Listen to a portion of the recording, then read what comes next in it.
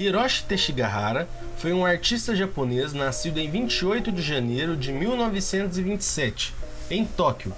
Filho de Sofu Teshigahara, artista, fundador e grão-mestre da escola Sojitsu-ryu, arte do Ikebana, ele é irmão da também artista Kasumi Teshigahara.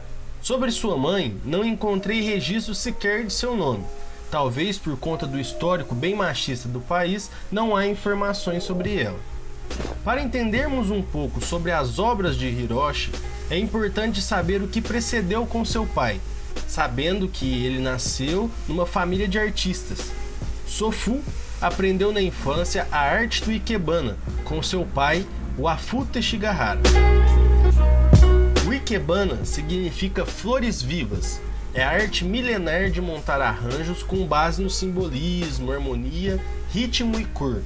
Nela, tanto a flor quanto o caule, as folhas e o vaso fazem parte da composição, representando o céu, a terra e a humanidade.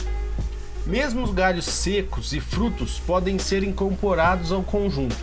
Acredita-se que chegou ao Japão no século VI, trazida por missionários chineses que criavam arranjos como uma oferenda para Buda. Em 1927, ano que Hiroshi nasceu, Sofu, por estar um tanto descontente com a Ikebana tradicional de seu pai e por não poder explorar melhor sua originalidade, decidiu abrir a escola de Sojitsu.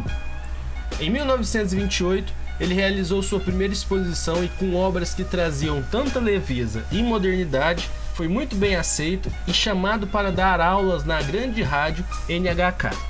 Porém, com a Segunda Guerra Mundial, teve seu trabalho interrompido. Para além, Sofu teve grandes trabalhos expostos por todo o mundo. Ele recebeu o prêmio de Ministro da Educação das Artes e recebeu também o Cavaleiro da Legião da Honra. Sofu é um artista fantástico e vale a pena conhecer o trabalho dele. Mas vamos voltar a Hiroshi.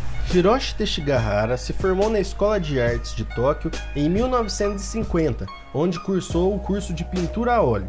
Após sair da Escola de Artes, Hiroshi se aproximou ainda mais do cinema e começou a fazer parte do grupo de vanguarda intitulado Associação da Noite, inspirado pela tentativa de fusão da estética surrealista com a ideologia marxista. Vale lembrar que Hiroshi fez parte por longos anos do Partido Político Comunista. Dentro da Associação da Noite, Hiroshi conheceu Kobo Abe, um grande escritor e literário japonês, ao qual Hiroshi inspirou em todas as suas escritas as suas obras que iremos tratar aqui. Eles trabalharam em 4 obras, mas eu acredito que 3 são as mais importantes e serão elas que iremos falar por agora. Iremos falar um pouco da sua narrativa, fotografia e direção de arte. O primeiro filme que iremos tratar é Pitfall, de 1962, ou em português, A Armadilha. É o primeiro longa-metragem de Hiroshi e o primeiro de 4 obras que ele adaptou da escrita de Kobo Abe. Apenas essa foi produzida desde o início em formato de roteiro para uma peça de televisão chamada Purgatório, ou Renkoku. É um cruel e belo ensaio cinematográfico sobre o reino dos vivos e dos mortos, sobre as terríveis condições de trabalho dos mineradores e sobre como a maldade pode atingir diversas pessoas, começando apenas com um ato aparentemente aleatório e distanciado. Um tipo violento e realista de teoria do caos, com uma mescla de fantasia, surrealismo, história policial, suspense e horror. A ideia geral da obra se passa sobre a mineração de carvão no Japão, mas para além de uma crítica social e política, o filme traz um surrealismo diante de um roteiro misturado. Foi gravado em Kyushu, no Japão, lugar que realmente havia esse tipo de trabalho e, consequentemente, seus trabalhadores. Muitas pessoas falam que esse filme é um documentário fantástico. O foco do tema deixa bem claro a posição de Teshigahara, e o mais impressionante é tratar isso de uma maneira tão única e tão bem segmentada dentro da cultura japonesa. No filme, é possível identificar o sofrimento em alguns lugares do Japão e como o sistema manipula os resultados propostos por sua própria desigualdade em sua população. Quando o mineiro deixa seus patrões e sai com seu filho para se tornar um trabalhador migrante, ele se vê passando por uma paisagem assustadora para outra, seguido e fotografado de forma intermitente por um homem enigmático e um terno branco limpo. e eventualmente chegando cara a cara com seu destino inevitável. Já seu filho, um personagem muito emblemático, se passa como um voyeur, observando tudo e todos em sua volta, sem interferências. Em poucos personagens, Pitfall é muitas coisas. Uma misteriosa e inquietante história de fantasma, um retrato da alienação humana e uma crítica surreal, convincente da indústria sem alma. Filmada em preto e branco de maneira muito elegante. Em relação à fotografia e os aspectos técnicos do filme, eles são incríveis, desde os planos escolhidos, as transições, os aspectos de coloração em torno do contraste em que ele escolheu as cores da roupa e como ele faz os contrastes entre luz e sombra. Como vocês podem ver nessas imagens, realmente ele trabalha com o contraste de uma maneira muito preciosa, e os planos que ele sugere condizem muito com a ideia de todo o roteiro.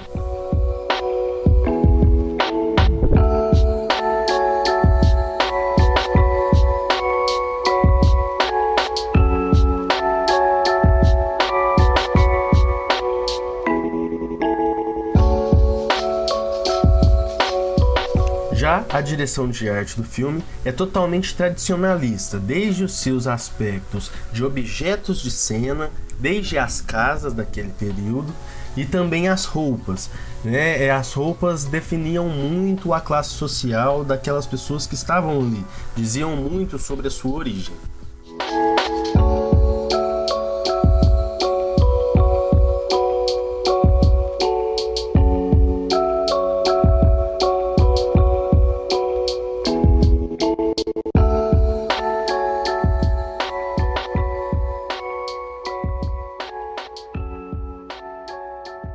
O segundo filme que iremos tratar é A Mulher das Dunas de Areia, de 1964, também baseado nas escritas de Cobuabe.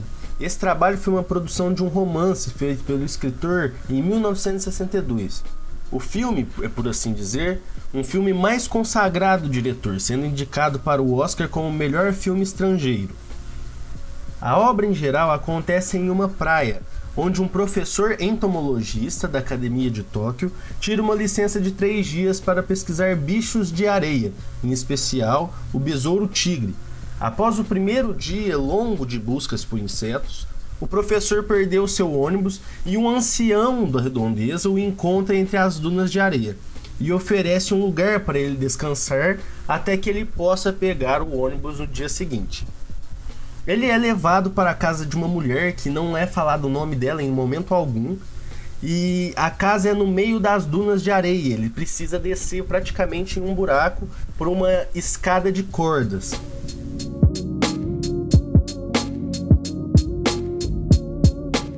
A trama se desenvolve em torno do professor e dessa mulher que lhe ofereceu abrigo. Na manhã seguinte, Junpei, o professor, se prepara para partir, pois deve retornar ao trabalho e logo voltar para Tóquio, mas descobre que a escada de corda foi puxada para cima.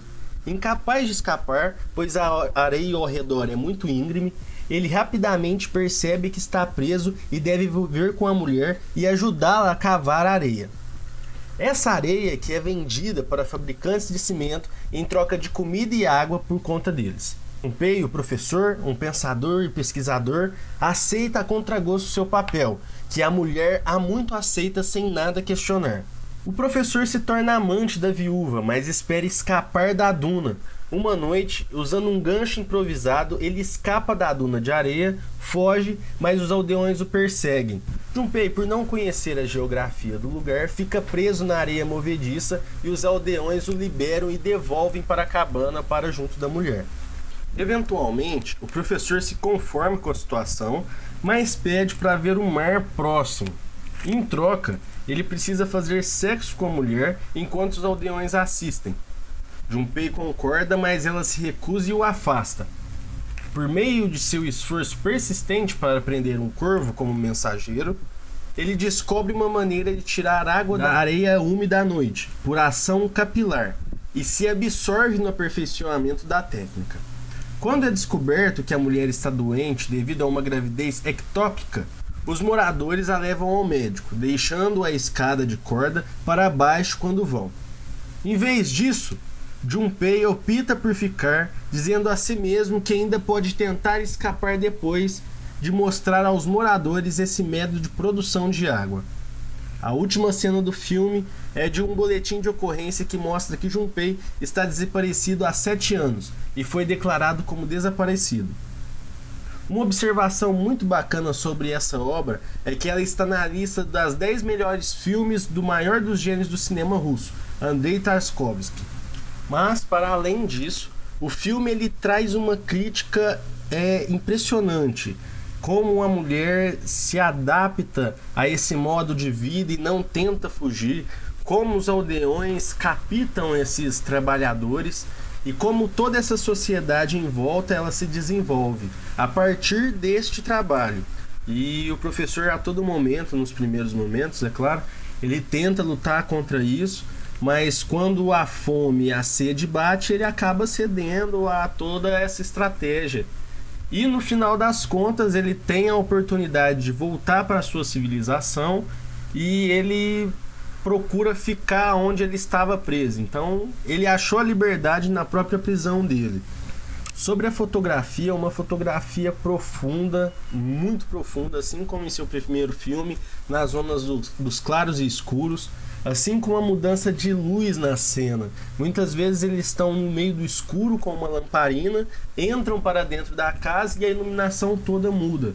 É muito bacana ver essa transição da iluminação.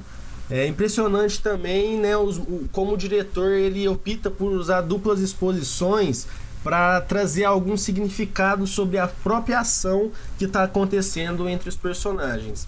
Então não está tendo uma cena de sexo, tá acontecendo uma outra cena de dupla exposição com essa areia escorrendo e trazendo vários significados para aquela atuação dos dois.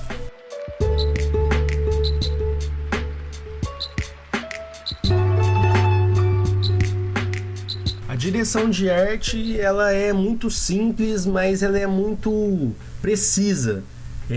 A maior parte do tempo é em uma locação, que é essa cabana da moradora, e esse cenário de areia, né? Essa areia.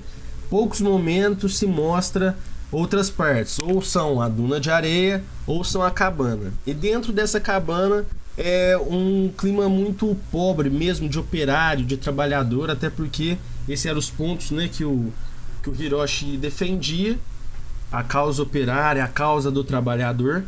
Então ele sempre traz esses personagens nas suas narrativas. Para além disso, os objetos de cena são muito tradicionais, né? A maneira como eles lidam com os objetos muito tradicional. É um filme assim que é um filme realmente de vanguarda, mas com uma proposta muito interessante de uma nova sociedade dentro, né, de toda essa que nós vivemos. O terceiro e último filme que nós iremos falar é A Face do Outro, de 1966, também inspirados na obra de Koboabe. Em relação à Mulher das Dunas de Areia, esse filme não teve uma crítica tão boa fora do Japão, mas dentro do Japão ele é tão consagrado quanto, e particularmente eu gostei muito da estética do filme e como os seus diálogos se desenvolvem. A narrativa geral se desenvolve a partir do rosto do engenheiro Okuyama, que foi desfigurado por uma explosão em um acidente industrial. Por conta disso, ele usa bandagens para cobrir as queimaduras em seu rosto.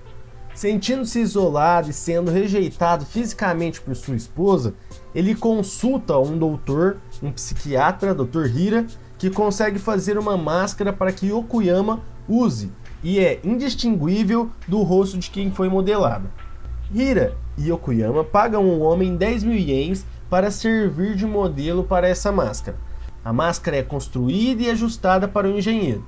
Hira exige que Okuyama relate regularmente suas sensações e pensamentos e avisa que a máscara pode mudar tanto seu comportamento quanto personalidade. Okuyama não diz a ninguém que recebeu a máscara e simplesmente vive como um novo homem, dizendo à esposa que está viajando a negócios enquanto aluga um apartamento nas proximidades. Ele testa a eficácia da máscara em uma secretária de sua empresa, que não o reconhece. Durante o encontro de Hira e Okuyama, O psiquiatra percebe que seu paciente já mudou e imagina um mundo onde a máscara vai para a produção em massa, posteriormente eliminando todo o senso de moralidade. Okuyama decide seduzir sua esposa usando sua nova identidade. Quando ele consegue fazer isso com muita facilidade, fica cheio de raiva e ele se revela a ela, que por sua vez diz que já sabia da verdadeira identidade desde o primeiro momento. Ele tenta persuadi-la para dar outra chance ao relacionamento, mas ela o rejeita. Mais tarde, um engenheiro tenta estrupar uma mulher na rua, alegando não ser ninguém ao ser preso. Ele é liberado graças ao Dr. Hira, cujo cartão de visita à polícia encontrou no bolso, atestando que ele era um paciente não violento. Enquanto caminhavam pelas ruas noturnas, Hira vê sua profecia se tornar realidade, com todos ao seu redor usando uma máscara.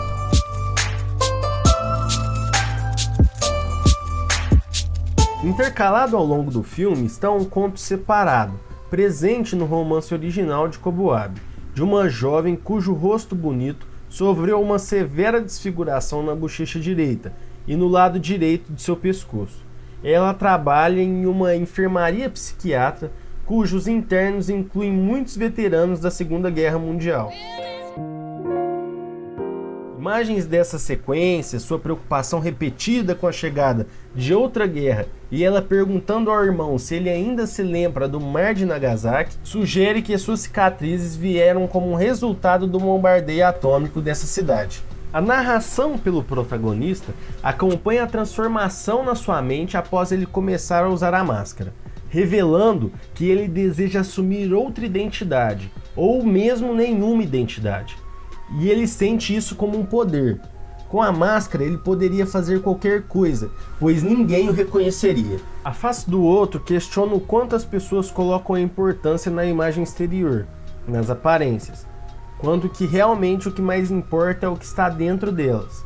E para além disso, pensando em como poderia acontecer a troca de identidade após essa descoberta dessa máscara, em como as pessoas poderiam trocar facilmente os seus rostos e trocar facilmente as suas identidades, isso realmente mostra o quão é importante saber o que estaria no interior de cada um. É mais importante do que toda essa casca por fora, E era uma das maiores preocupações do Dr. Hira. Por conta disso, ele ficava o tempo todo perguntando ao engenheiro como ele estava se sentindo com a máscara.